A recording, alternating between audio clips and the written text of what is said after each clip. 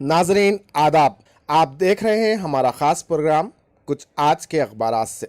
सबसे पहले नज़र डालते हैं हैदराबाद से शाये होने वाले रोज़नामा सियासत पर।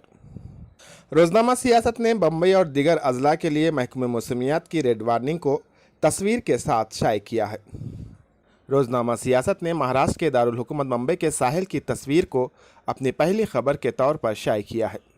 दूसरी जानिब महाराष्ट्र की जानिब बड़ा तूफ़ान की खबर को भी बड़ी अहमियत के साथ रोज़नामा सियासत ने उजागर किया है। वहीं रोज़नामा सियासत ने इसराइल के वज़ीर आज़म नेतन्याहू से मुताल्लिक़ एक खबर भी शाये की है जो उनके कोरोना से मुतासिर होने की इत्तलात पर मबनी है। मोदी और ट्रंप की टेलीफोन पर बातचीत की खबर को भी वज़ीर आज़म नरेंद्र मोदी और अमरीकी सदर ट्रंप की तस्वीर के साथ रोज़नामा सियासत ने अपने पहले सफ़े पर जगह दी है। रोज़नामा सियासत ने मुंबई और मालेगांव में कोरोना वायरस से फौत होने वाले यूनानी डॉक्टरों की खबर को भी अपने सफ़े अव्वल पर ही जगह दी है, जिसकी सुर्खी मुंबई और मालेगांव में 7 यूनानी डॉक्टर्स कोरोना से फौत। रोज़नामा सियासत ने तेलंगाना के वज़ीर दाखिला महमूद अली की हवाले से खबर शाये की है जो नारायणपेट आशुरखाने से मुताल्लिक़ है। सियासत ने इसकी सुर्खी इस तरह बनाई है कि मुनहद्दिम आशुरखाने के लिए मुतबादिल एराज़ी दी जाएगी। कलेक्टर नारायणपेट को वज़ीर दाखिला महमूद अली की हिदायत। अब नज़र डालते हैं हैदराबाद से शाये होने वाले एक और रोज़नामा एतमाद पर। रोज़नामा एतमाद ने कोरोना वायरस के मामलों को अपनी पहली खबर बनाया है। मुल्क में कोरोना वायरस के अब तक 2 लाख से ज़ायद मामले हुए हैं। रोज़नामा एतमाद ने अपनी सुर्खी कुछ इस तरह बनाई है कि 2 लाख कोरोना केसेस, दूसरे 1 लाख केस सिर्फ 15 दिन में रिकॉर्ड किए गए। 24 घंटों में 8,171 मामलात, 204 अमवात।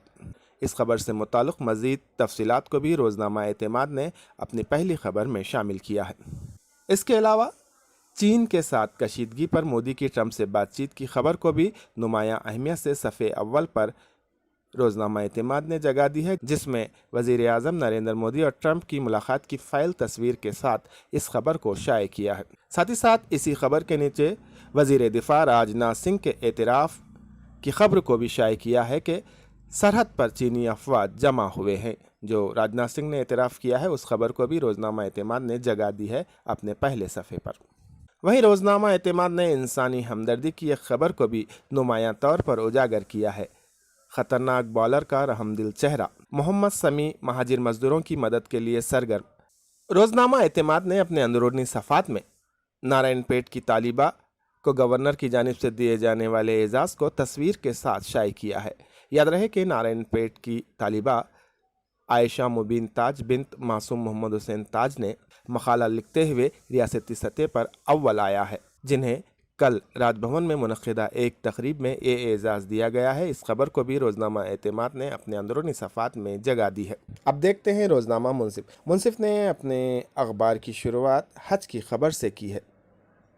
दरीचे में हज से मुताल्लिक़ खबर बनाते हुए मुंसिफ ने इंडोनेशिया की खबर को लिया है। इंडोनेशिया का अपने शहरियों को हज पर न भेजने का फ़ैसला। कोविड-19 की वजह से बाज़ मुल्क ये फ़ैसले कर रहे हैं। इंडोनेशिया ने फ़ैसला किया है कि वो रवां साल अपने शहरियों को हज पर ना भेजेगा। इस खबर को रोज़नामा मुंसिफ ने अपने दरीचे में शामिल करते हुए सफ़े अव्वल पर लिया है। साथ ही साथ रोज़नामा ने बड़ी खबर के तौर पर अमेरिका में हो रहे तशद्दुद की खबर को लिया है। रोज़नामा मुंसिफ ने इस खबर की सुर्खी कुछ इस तरह बनाई है कि फ़ौज तैनात करने ट्रंप की धमकी के बाद तमाम अमेरिका में तशद्दुद भड़क उठा।